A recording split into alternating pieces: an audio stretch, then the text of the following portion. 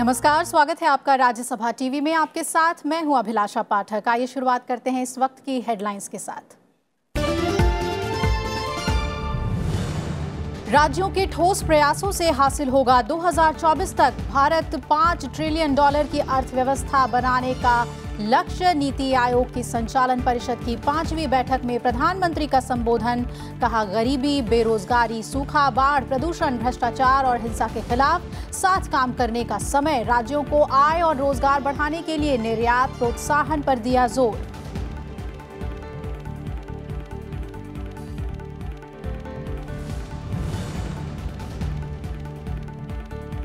पश्चिम बंगाल में हड़ताली डॉक्टरों और सरकार के बीच गतिरोध जारी। सरकारी अस्पतालों में आज भी हुई मरीजों को परेशानी। एम्स के डॉक्टरों ने दिया ममता सरकार को 48 घंटों का अल्टीमेटम। स्वास्थ्य मंत्री हर्षवर्धन ने सभी राज्यों को पत्र लिखकर डॉक्टरों को सुरक्षा देने की अपील की। ममता बनर्जी ने कहा, हड़ताली डॉक्टरों की सभी मांगे मानी, काम पर नहीं लौटे तो हो सकती है कार्रवाई।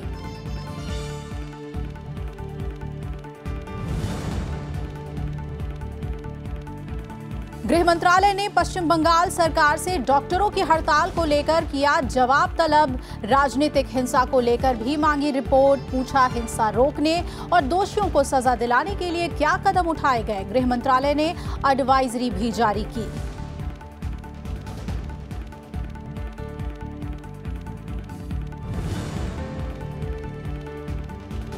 बिहार में दिमागी बुखार से 24 घंटे में और 15 बच्चों की मौत। अब तक कुल 75 मौतें। हालात का जायजा लेने के लिए केंद्रीय स्वास्थ्य मंत्री डॉक्टर हर्षवर्धन कल करेंगे मुजफ्फरपुर का दौरा।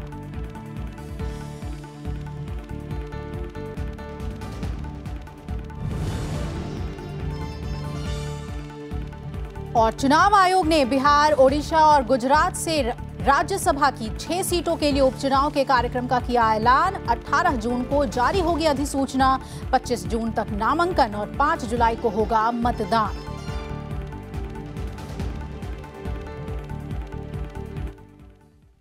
खबरों में सबसे पहले बात करेंगे पश्चिम बंगाल की। जूनियर डॉक्टरों की हड़ताल 5वें दिन भी यहां जारी रही।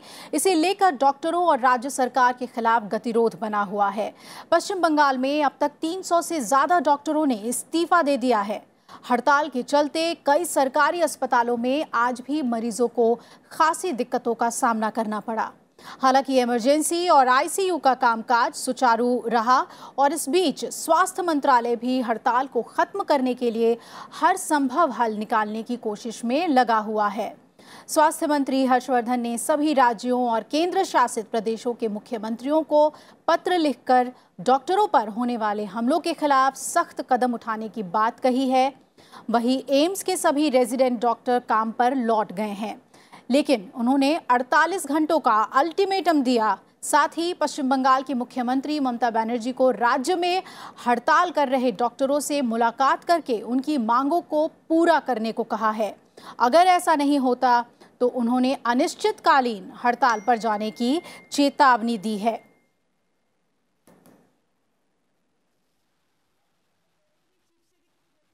वहीं पश्चिम बंगाल की मुख्यमंत्री ममता बनर्जी ने प्रेस कॉन्फ्रेंस को संबोधित किया और जूनियर डॉक्टरों की ज्यादातर मांगों को मानने की बात कही। साथ ही उन्होंने कहा कि डॉक्टरों से बातचीत का प्रस्ताव दिए जाने के बाद भी कोई उनसे मिलने नहीं आया। ममता बनर्जी ने कहा कि बाकी राज्यों में तो डॉक्टरों के खिलाफ कड़े कदम उठाए गए हैं। इस बीच पश्चिम बंगाल में डॉक्टरों से मारपीट के मामले के बाद सूबे में चल रही चिकित्सकों की हड़ताल को लेकर केंद्र ने राज्य सरकार से जवाब तलब किया है। पश्चिम बंगाल के राज्यपाल केशरीनाथ त्रिपाठी ने मुख्यमंत्री ममता बनर्जी को चिट्ठी लिख डॉक्टरों की सुरक्षा के कड़े कदम उठाने की बात कही है।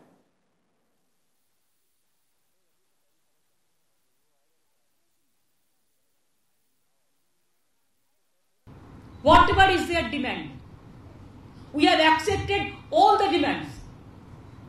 I sent my principal secretary, additional chief secretaries there. I sent my ministers there. I sent my police commissioners there. I waited for them to meet the junior doctors delegation. The senior doctors, they came to me. I waited 5 hours in my secretariat yesterday. And the junior doctors, they said they will be coming today. So I waited today also, 2 hours, 3 hours. From 3 o'clock I am waiting. The senior doctors came and they are sorry because they tried their best, they are not listening. Sometimes you have to give respect to the constitutional body also. We didn't apply our mind for ISMA, what other state, 9, 10 states have already applied. We never arrested a single person who humiliated me even. We never arrested a person from doctor who was threatening the other people also. केंद्र में नई सरकार बनने के बाद नीति आयोग की संचालन परिषद की 5वीं बैठक आज दिल्ली में हुई। इसे संबोधित करते हुए प्रधानमंत्री नरेंद्र मोदी ने कहा कि चुनाव के बाद अब सभी को मिलकर भारत के विकास के लिए काम करने का समय है।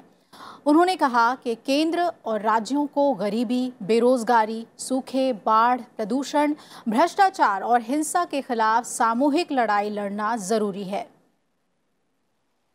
प्रधानमंत्री ने कहा कि सबका साथ, सबका विकास और सबका विश्वास के मंत्र को पूरा करने में नीति आयोग की अहम भूमिका है। उन्होंने कहा कि 2024 तक $5 ट्रिलियन की अर्थव्यवस्था बनाने का लक्ष्य है। इस चुनौतीपूर्ण लक्ष्य को राज्यों के ठोस प्रयासों से ही हासिल किया जा सकता है। प्रधानमंत्री ने कहा कि आय और रोजगार को बढ़ाने के लिए निर्यात क्षेत्र काफी महत्वपूर्ण है। राज्यों को निर्यात प्रोत्साहन पर ध्यान देना चाहिए। उन्होंने ये भी कहा कि सभी घरों तक 2024 तक साफ पेयजल पहुंचाने का लक्ष्य भी है। ऐसे में नया जल शक्ति मंत्रालय पानी के लिए एकीकृत कार्य योजना बनाने में मदद करेगा। प्रधानमंत्री ने कहा कि 2022 तक किसानों की आय दोगुनी करने के लिए पर ड्रॉप, मोर क्रॉप, मत्स्य पशुपालन, बागवानी पर ध्यान देने की जरूरत है। कृषि क्षेत्र में ढांचागत सुधार पर जोर देते हुए प्रधानमंत्री ने किसानों को सहकारी निवेश, लॉजिस्टिक और बाजार मुहैया कराने की जरूरत है, ये बात कही। साथ ही पीएम किसान सम्मान निधि और दूसरी किसान केंद्रित योजनाओं का फायदा तय समय के भीतर किसानों तक पहुंचना चाहिए, ये बात उन्होंने कही। और नक्सलवाद के खिलाफ लड़ाई अपने निर्णायक मोड़ पर पहुंच गई है और इसे सख्ती से निपटा जाएगा। प्रधानमंत्री नरेंद्र मोदी ने स्वास्थ्य क्षेत्रों में नए लक्ष्यों को हासिल करने के लिए मिलकर काम करने की सलाह दी। आकांक्षी जिलों के विकास के लिए उन्होंने सुशासन पर जोर दिया। आज की बैठक में पश्चिम बंगाल की मुख्यमंत्री ममता बनर्जी और के चंद्रशेखर राव के अलावा सभी मुख्यमंत्रियों और उनके प्रतिनिधियों ने बैठक में हिस्सा लिया। जम्मू कश्मीर के राज्यपाल और केंद्र शासित प्रदेश के प्रशासक बैठक में शामिल हुए। नीति आयोग की गवर्निंग काउंसिल राज्यों के प्रतिनिधित्व वाली संस्था है, जिसमें राज्यों के मुख्यमंत्री भी राज्य से जुड़ी समस्याओं और योजनाओं पर विचार विमर्श करते हैं। राज्यों की सलाह पर नीति आयोग नीतियां तैयार करती है।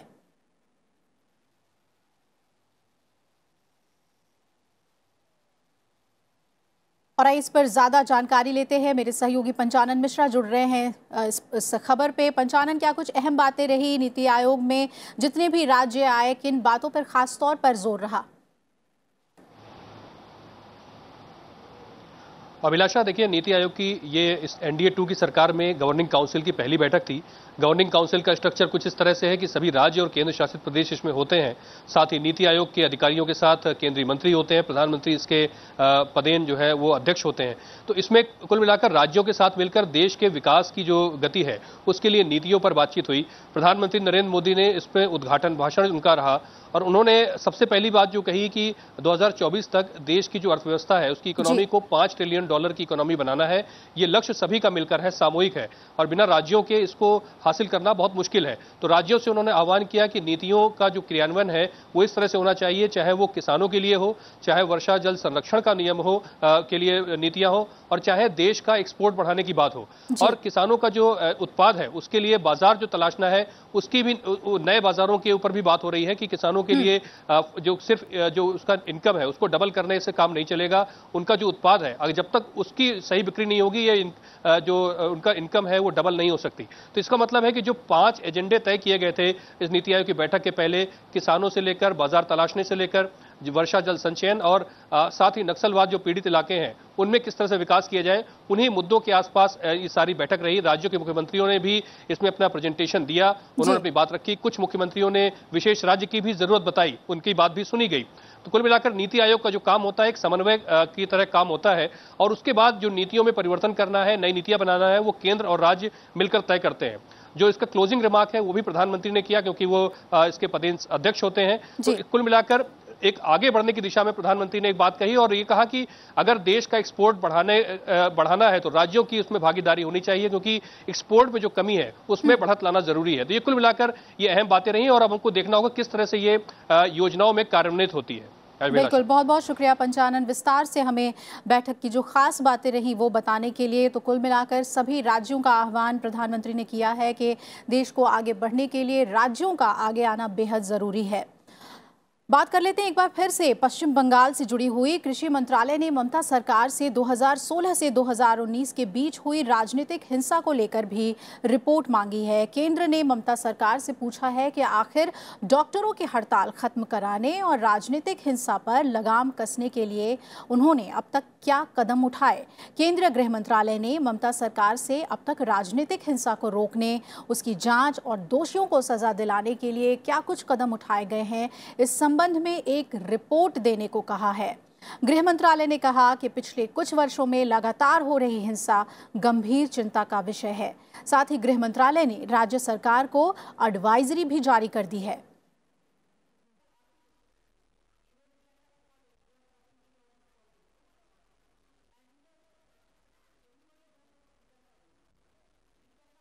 खबरों में यहां रुकते हैं एक ब्रेक के लिए, फौरन हाजिर होंगे, बने रहिए हमारे साथ।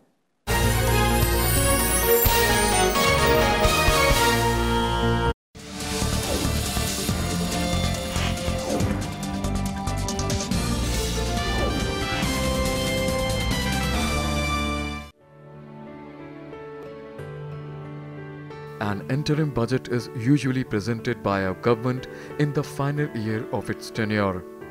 Here, the government obtains a vote on account in the parliament to sanction funds from the consolidated funds of India till the full budget is approved after the polls by the elected government. If a government is re-elected, it can tweak the recommendations in interim budget or opt for a complete makeover of the financial plan.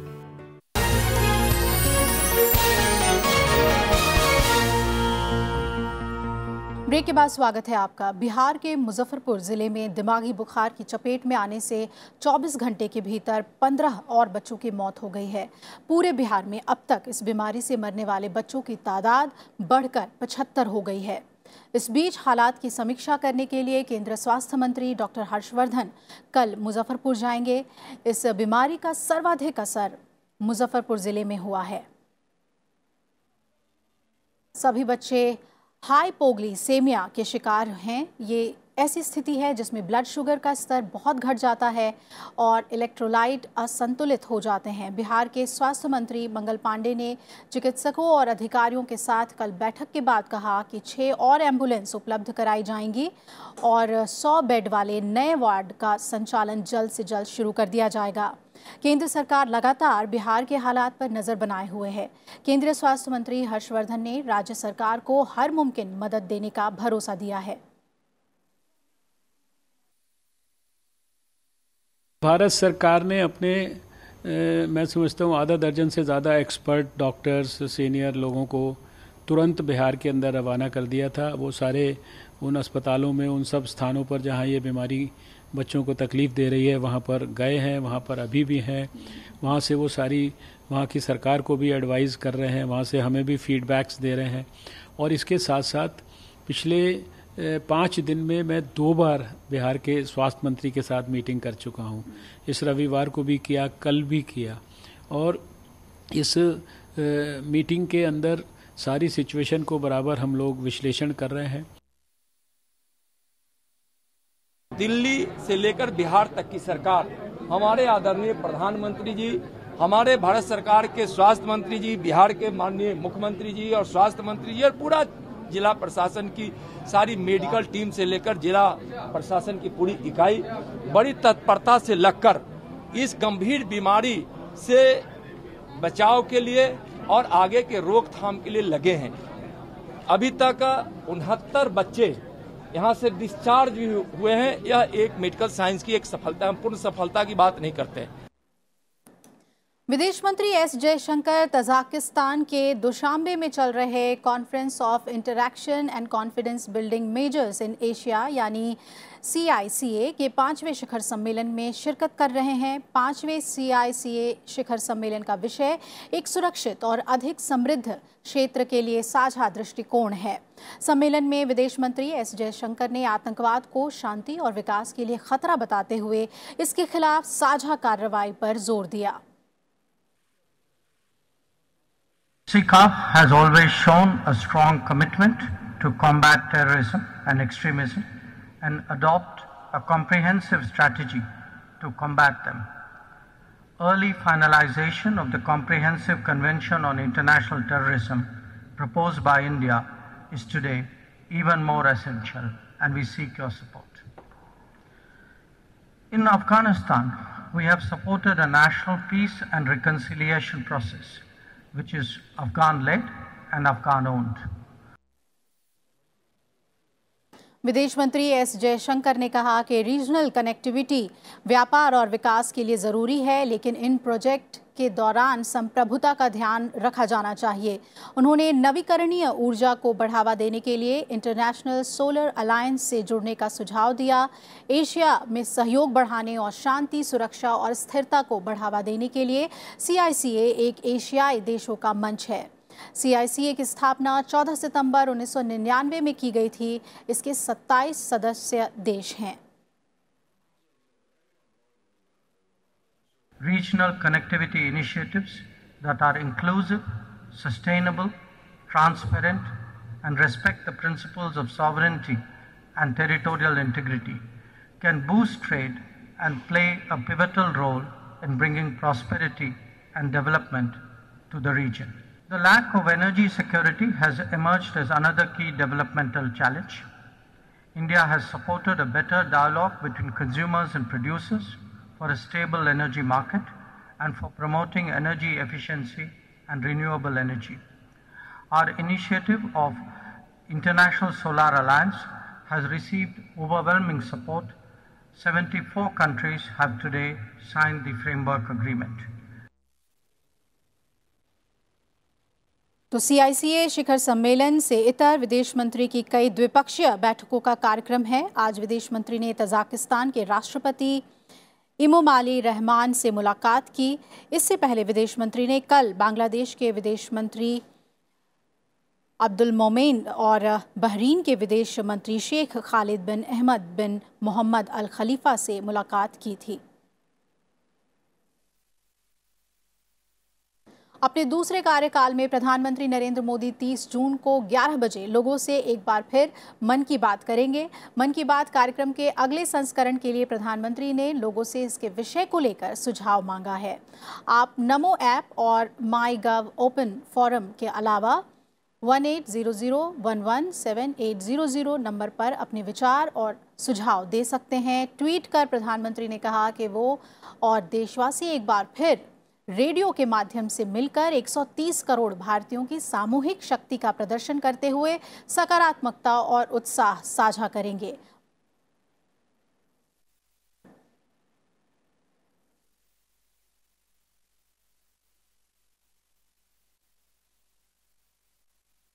चुनाव आयोग ने राज्यसभा के लिए बिहार की 1, ओडिशा की 3, गुजरात की 2 सीटों के लिए उपचुनाव कार्यक्रम का आज ऐलान कर दिया है। 6 सीटों के लिए अधिसूचना 18 जून को जारी होगी, जिसके लिए नामांकन 25 जून तक होगा। 26 जून को नामांकन पत्रों की जांच और 28 जून तक नाम वापस लिए जा सकेंगे। 5 जुलाई को राज्यों की विधानसभाओं में मतदान होगा। सुबह 9 बजे से शाम 4 बजे तक वोट डाले जा सकेंगे। बिहार की 1 सीट राज्यसभा सांसद रविशंकर प्रसाद के लोकसभा के लिए निर्वाचित होने के कारण खाली हुई है। वहीं गुजरात की 2 सीटें बीजेपी अध्यक्ष अमित शाह और केंद्रीय मंत्री स्मृति ईरानी के 17वीं लोकसभा के लिए चुने जाने के कारण खाली हुई हैं।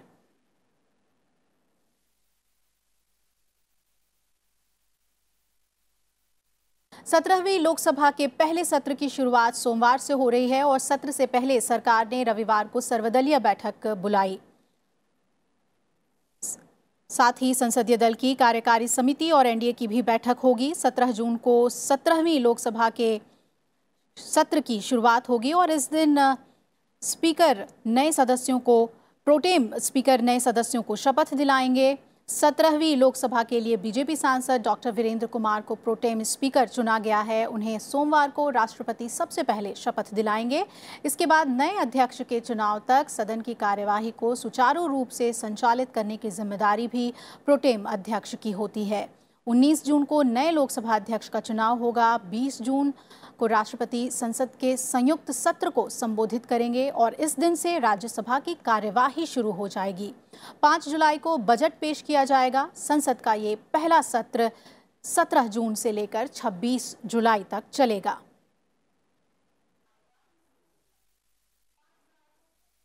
सत्रहवीं लोकसभा के पहले सत्र की शुरुआत सोमवार से हो रही है और इस दिन प्रोटेम स्पीकर नए सदस्यों को शपथ दिलाएंगे। आइए जानते हैं प्रोटेम स्पीकर के बारे में। किसी भी नई लोकसभा के गठन के बाद जब तक सदन के लिए एक स्थायी अध्यक्ष का चुनाव नहीं हो जाता, तब तक एक प्रोटेम स्पीकर यानी अस्थायी अध्यक्ष का चुनाव किया जाता है। दरअसल प्रोटेम लैटिन शब्द का प्रो टेम्पोर का संक्षिप्त रूप है, जिसका मतलब होता है कुछ समय के लिए। प्रोटेम स्पीकर चुनाव के बाद पहले सत्र में स्थायी अध्यक्ष और उपाध्यक्ष का चुनाव होने तक संसद का संचालन करते हैं। आमतौर पर सदन के वरिष्ठतम सदस्य को प्रोटेम स्पीकर चुना जाता है। प्रोटेम स्पीकर का मुख्य काम सदन के नए सदस्यों को पद की शपथ दिलाना है। वो सदन को नए अध्यक्ष का चुनाव करने में सक्षम बनाता है। एक बार जब नया अध्यक्ष चुन लिया जाता है, तब प्रोटेम स्पीकर का वजूद खत्म हो जाता है। Bureau report, Rajya Sabha TV.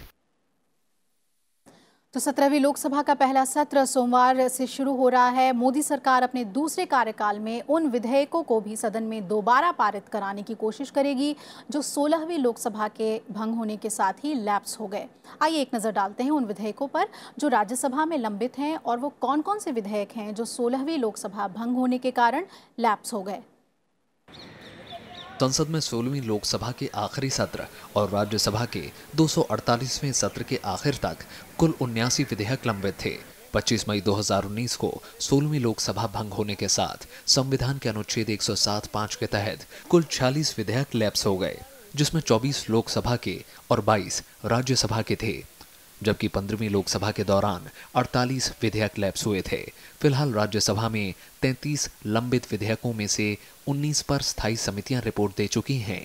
इनमें अप्रवासी भारतीय विवाह पंजीकरण विधेयक 2019, सिनेमेटोग्राफी संशोधन विधेयक 2019, national commission for homeopathy bill 2019, national institutes of food and technology विधेयक 2019, national commission for Indian system of medicine bill 2019, Rajasthan Vidhan Parishad विधेयक 2013, असम विधान परिषद विधेयक 2013, तमिलनाडु विधान परिषद विधेयक 2012, खान संशोधन विधेयक 2011, कीटनाशक प्रबंधन विधेयक 2008, टेलीकॉम रेगुलेटरी अथॉरिटी संशोधन विधेयक 2008, निजी खुफिया एजेंसियां रेगुलेशन विधेयक 2007, बीज विधेयक 2004, दिल्ली रेंट संशोधन विधेयक 1997 और इंडियन मेडिकल काउंसिल संशोधन विधेयक 1987 शामिल हैं। संसद में सरकारी विधेयकों को पास कराना आसान काम नहीं होता। इनको काफी लंबी प्रक्रिया से गुजरना पड़ता है। काफी विचार मंथन के बाद विधेयक तैयार होते हैं, तो कई बार संसदीय समितियों या प्रवर समिति में विचार में काफी समय लग जाता है। जून 2014 के अंतरिम बजट सत्र 2019 के दौरान के 18 सत्रों में राज्यसभा की 329 बैठकों में 154 विधेयक पारित हुए। वहीं 2009 से 2014 के बीच इससे 34 अधिक 188 विधेयक पारित हुए थे। विधेयकों को पास करने की धीमी गति पर सभापति राज्यसभा ने 248वें सत्र के समापन के दौरान गहरी चिंता प्रकट की थी। 2015 से 2019 के दौरान लोकसभा से पारित होने के बावजूद राज्यसभा में लंबित 22 महत्वपूर्ण विधेयक 16वीं लोकसभा के भंग हो जाने के साथ लैप्स हो गए। इनमें भूमि अर्जन पुनर्वास और पुनर्व्यवस्थापन संशोधन विधेयक 2015, सूचना प्रदाता संरक्षण संशोधन विधेयक 2015, मोटरयान संशोधन विधेयक 2017, प्राचीन स्मारक और पुरातत्वीय स्थल विधेयक 2018, लोक प्रतिनिधित्व संशोधन विधेयक 2018, ट्रांसजेंडर व्यक्ति के अधिकारों का संरक्षण विधेयक 2018, सरोगेसी विनियमन विधेयक 2018, नागरिकता संशोधन विधेयक 2019, जलियांवाला बाग राष्ट्रीय स्मारक संशोधन विधेयक 2019, IT संशोधन विधेयक 2019, राष्ट्रीय बांध सुरक्षा विधेयक 2018, उपभोक्ता संरक्षण विधेयक 2018, किशोर न्याय संशोधन विधेयक 2018, DNA प्रौद्योगिकी विनियमन विधेयक 2018 और मानव अधिकार संरक्षण संशोधन विधेयक 2018 शामिल हैं। किसी कानून को संसद से पारित होने और इसके लागू होने में औसतन 261 दिन का समय लग जाता है। किसी विधेयक को कानूनी प्रारूप में लाने के बाद कैबिनेट की मंजूरी जरूरी होती है, फिर संसद के दोनों सदनों से पास कराकर राष्ट्रपति की मंजूरी के लिए भेजा जाता है। राष्ट्रपति की सहमति के बाद नियम बनते हैं। अरविंद कुमार सिंह, राज्यसभा टीवी। इसी के साथ इस बुलेटिन में फिलहाल मेरे साथ इतना ही। आप जुड़े रहिए राज्यसभा टीवी के साथ। नमस्कार।